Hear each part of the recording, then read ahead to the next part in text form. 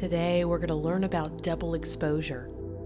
Double exposure comes from traditional film, where if you were to take a picture and not load the next frame and take the next picture, they would simply overlap. You saw this in a lot of pictures in the 60s and 70s of rock bands where they have this double exposure effect.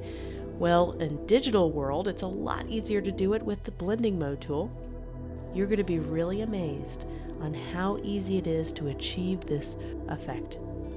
So I'm right here in Adobe Photoshop, and let's get going. As I do with most of my photos, I'm on Pexels.com, and I wanted to find a photo that had a really simple background. I'm just wanting the subject matter on this. I don't want to have a lot of busy background stuff going on. I found this one. It was a nice clean background. So I went ahead and downloaded this one, and I'm going to bring it into Photoshop. The hardest part about the double exposure effect is finding that second photo to combine. And what I think makes really strong double exposure effects is having some sort of narrative or story behind the main subject matter. So pick a main subject matter, whether it's a man, a woman, an animal, a thing, and then pick that secondary image that's really going to pair well with the subject matter. So if it's an animal, perhaps a picture of mountains or nature or flowers. If it's a picture of a man longing to be in nature because he's stuck in the city, it's always nice to have some kind of narrative or story-driven idea behind your double exposures. It just adds a little bit of extra details behind your work. So I think the hardest thing is to find two really good photos to combine, and also finding ones that do work well together. So let's demonstrate the basic effect of double exposure. So I have a second image. So the story-driven narrative for this one is this man is longing to be back in nature. He's obviously staring at a wall, most likely at work. He's really bored. He is dreaming of being in the mountains. So I try to find some kind of nature photo that can easily portray this narrative. So I have a picture of some trees that I found. I thought that this would be an interesting photo to use to demonstrate the basics. So I'm just bringing this right into Photoshop, so it's already going to be a smart object layer. And this is how easy it is to achieve the effect. All I'm going to do is do a blending mode. And we talked a little bit prior about blending modes and how they allow certain pixels through behind the picture. And some let black pixels through and some let white pixels through, or lighter pixels. So what we're going to do is we're going to go down. You'll see how these are divided up. So you have these little divider lines.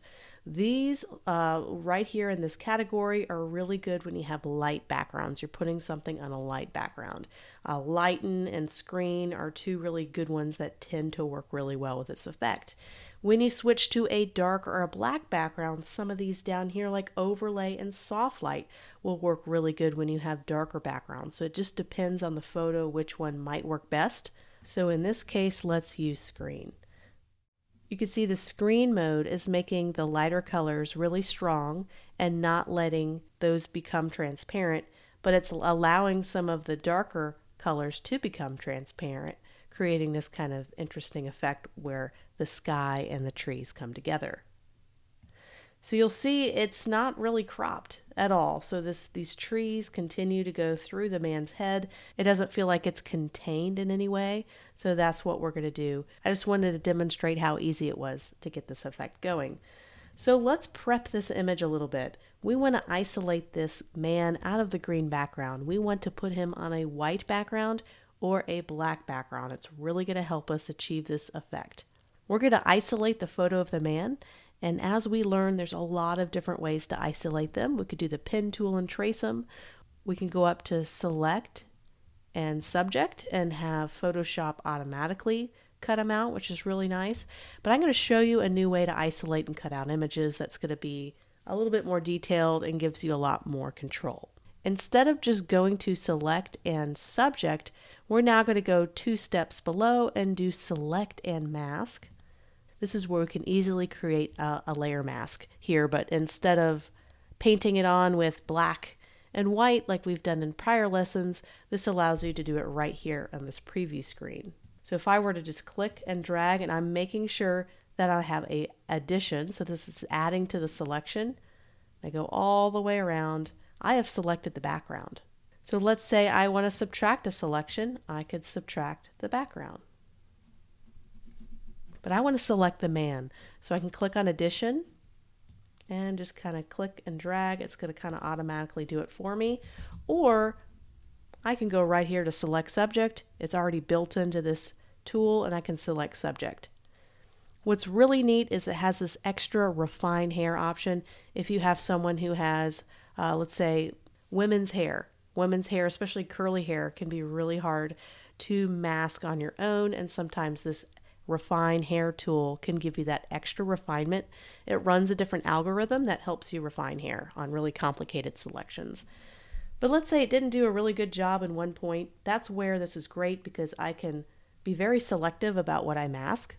So if I want to add, I just make sure I have the add to the selection selected, and I can reduce my brush size and paint on anything I feel like needed extra attention. And also if I feel like I over selected something, I can, looks like this is a pretty good selection, but I could just click and then deselect a certain portion. You can also smooth feather your selections as well. So if I were to increase the feather, it'll give it almost a kind of a glow or a feathering effect around the selection. So if I increase it by a lot, it gives us a soft kind of cutout, which could be a desired effect for something that you're looking for, but we just want a very low feather. And smooth is going to smooth out any jagged selection. So if you have a really jagged selection that's looking really rough, sometimes smoothing will help smooth out those rough selection lines. And you can clear your selection anytime you want to start right on over. Okay, so when you're done, click OK. And I have a pretty decent selection. So now that I have the man selected, I'm going to go down here and just click on layering mask. It's going to go ahead and mask it all for me. The background is totally gone, and I think we have a pretty decent selection. So now we add back our image and we're a little bit closer, but it looks like these trees need to disappear. So the way blending modes work is it works really well on white backgrounds and black backgrounds depending on which one you selected. So let's create a white background for the very back. A white rectangle and put it in the very, very bottom. So now we have a white background, we have our man selected. So now let's toggle back on our forest. And you notice on the white background, what the screen blending mode does is anytime you have a white background, it's going to go ahead and look like it's disappeared because it's not letting any of those, it's letting all the pixels through and the background through the front. So it looks like it's not even there. So you see how that works? If I were to change this to a black background, so I'm just going to double click my rectangle, change it to black, now we're back at the same issue because now it's letting the black pixels through. Well, black is going to make it show up. So, and white is going to make it disappear, just like when we paint on the layering mask with white and black and how we modify layering masks. I'm going to check out some other blending modes that's going to allow that white to disappear and be masked behind. So in this case, soft light. But let's go back to our white background. So now what we want to do is find a good position for this. So we can make this a little bit smaller. And click enter. And what I need to do is we have this kind of sharp line. It doesn't feel like the two images are unified together. So I can create a layering mask on this, the woods that has the screen blending mode, just putting a layering mask on it. And I'm going to paint with white and black like we did before with layering masks. So I have my white and black selected and I'm going to do black, paintbrush. I always get my soft round brush and let's make it not too big and not too small, just 300 or so. And I'm just going to go in, I'm going to soften this up, and sometimes to get a bigger, more gradual feathering effect, you'll have to make your brush a little bit bigger. So just coming in and just blending that a little bit, kind of erasing a little bit of that so it doesn't look like you get that sharp edge. So now it feels like these are really together as one image. And so there is a very, very simple double exposure. I can go down to the man and I have him and I have the layering mask here. I can select the layering mask and modify that. This is the layering mask that was created by the selected mask that we went through. So I'm clicking that, and of course we can paint on with white and black. So let's go ahead and paint with black, and it's going to allow some of that to disappear, this image to disappear and be masked. And we could kind of mask the edges if we want it to look like it's feathering out into nowhere. If we didn't have the birds, it'd be a little bit easier to do that, but we could find a way to select the birds and mask that out. So that's super duper basic. Let's go back in our history to where we were before. And we're going to try a different image. So I'm going to delete this one, and we're going to try this image right here.